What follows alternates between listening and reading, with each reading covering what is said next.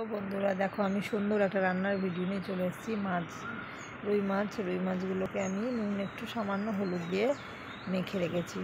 আর কড়াইয়ে ফ্রাই প্যানে তেল দিয়ে দিয়েছি। তেল একটু গরম হয়ে গেছে, মাছ দিয়েছি। মাছগুলো দেখো ভাজা হয়ে গেছে, হালকা করে ভেজে নেব। তার জন্য পোস্ত বেটে রেখেছি। পোস্তটাকে আগে থেকে আমি বেটেছি। আর মাছটাকে হালকা ভেজে মাছগুলোকে উঠিয়ে নিলাম। এবার পরিমাণ মতো একটু পেঁয়াজ কুচি দিয়েছি, আর একটু লঙ্কা কুচি, আর 3টে লবণ। মাছগুলোকে ভেজে প্লেটে তুলে রেখেছি। এবার কড়াইয়ের মধ্যে যে তেল আছে, তেলের মধ্যে আমি সামান্য করে কালো জিরে দিয়ে নেব। দিয়ে কিছুক্ষণের জন্য ভাজা হবে। আর কেটে রাখা সব পেঁয়াজ, টমেটো, লঙ্কাগুলোকে দিয়ে দেবো।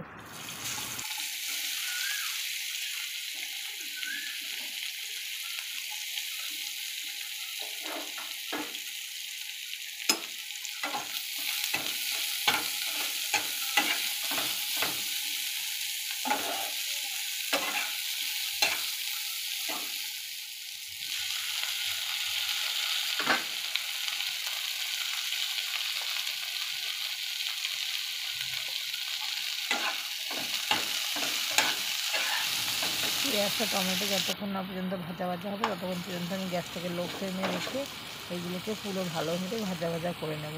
তারপরে বেটে রাখা যে পোস্তটা আছে সেটা দিয়ে কিছুক্ষণের জন্য সেটাকে শুদ্ধ একসাথে ভালো করে ভাজবো, যাতে পুরো গা মাখা হয়ে যায়।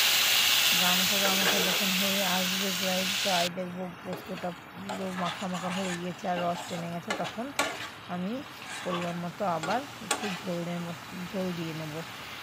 ঝোল দিয়ে দেখো পোস্তটা পুরো ভাজা হয়ে এসছে। এবার আমি আর ভাজবো না, বেশি ভাজবো পরে পোস্ত এবং সেন্টটা চলে যাবে। আমি তার পরিমাণ মতো একটু জল দিয়ে নেবো।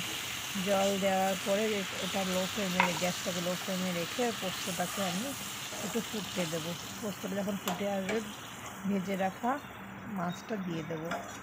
দিয়ে দেওয়ার পরে আমি একটু পরিমাণ মতো একটু পোস্ত আমি তুলে রেখেছিলাম, অর্ধেক পোস্তটা এখানে দিয়েছি আর অর্ধেক পোস্তটা তুলে রেখেছি। এবার পোস্তটা আর মাছটা যেই ফুটে আসবে, তখনই ওই কাঁচা পোস্তটা দিয়ে দেবো। 3টে লঙ্কা রেখেছিলাম, সেই লঙ্কা 3টে দিয়ে দেবো। কাঁচা একটু তেল ইউজ করব, আর তাহলে পরে সেন্টটা খুব সুন্দর আসবে। কাঁচা পোস্ত আর কাঁচা তেলের খেতেও খুব সুস্বাদু লাগবে। পুরো ভিডিওটা দেখতে থাকো। আমার ভিডিও ভালো লাগলে একটা লাইক করবে, কমেন্ট করবে, অবশ্যই সাবস্ক্রাইব করবে।